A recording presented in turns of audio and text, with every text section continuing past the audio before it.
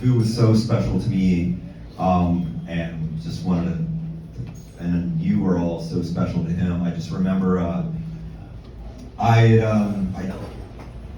as I had to tell people over the, after, it went down, and I told so many people, like, across the nation that had known Fu, and the universal response, no matter where they were, or they'd met him a few times, or they had really been buddies with him, was like he was a great guy.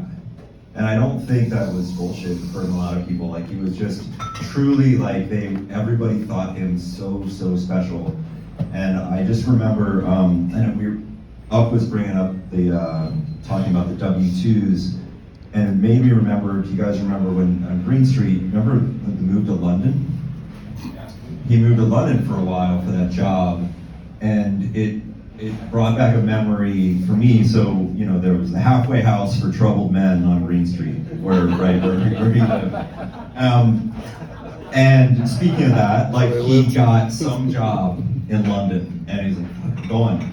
And it just so happened, and like, again, this goes back to his kindness and his open, just warm heart. I was in a toxic relationship, and I had moved out, and he's like, hey, I'm going to London, you should take my bedroom. I'm like, all right. And that was it for him. Like, he was just like, just take my bed, and I was there. And that was really him. Like, it was just so easy for him. And I think that, like, I always had like this, and he never needed it. I'm sure maybe some of you felt this too. Like, I need to somehow take care of Fu because he's so, like, overly generous with people. I think people might be taking advantage of him, and I had no evidence of that. But, like, he didn't need help. He wanted to be that person, and that was always just like, man. And I would bring it up occasionally. He's like, "It's all good, bub, right? Just, it's all good." And it made me think of, like, just, Hubbard just talked about, like, hey, take my bed. Like, we went to Costa Rica with some other people, and like Kevin Neepsey and Patty, and it was just this open air room. Like, it was this, and there were chickens waking up at 5 a.m, and there was just, like, we would surf and drink, and there was no bed for him. And there was, he's like, no, take the bed.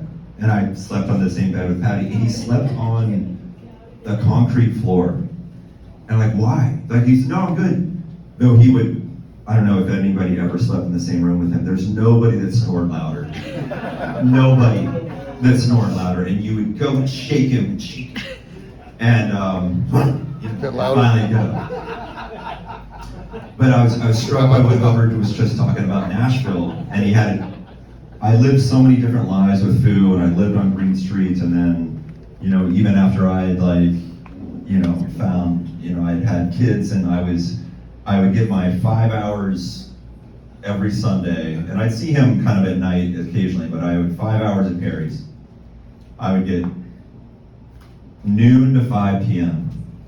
And I lived in, Presidio, and I'd Uber in, and Fu would already be here, and we'd have 4.5 greatest hours together, and Fu would like, if you guys probably remember, the crispy buffalo wings, but no sauce on the side.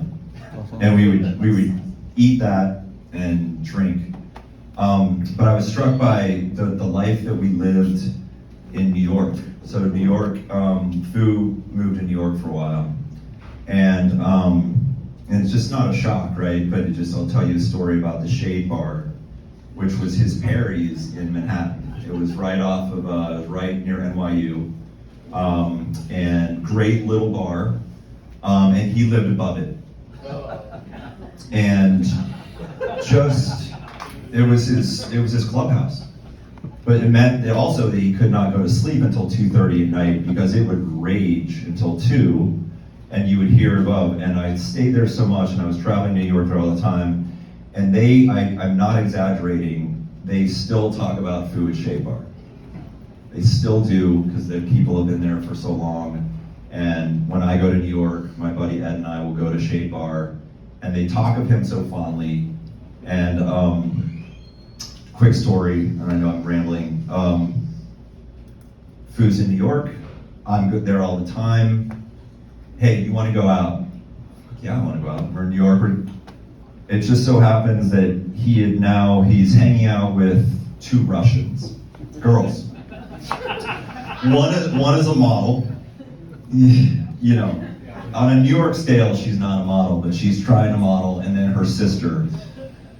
And we go out, and long story short, like, again, like, goes back to, like, I need to take care of Fu. Fu's taking care of everything, and I'm helping and helping. But we go to, and I don't know New York well, but an amazing club, amazing.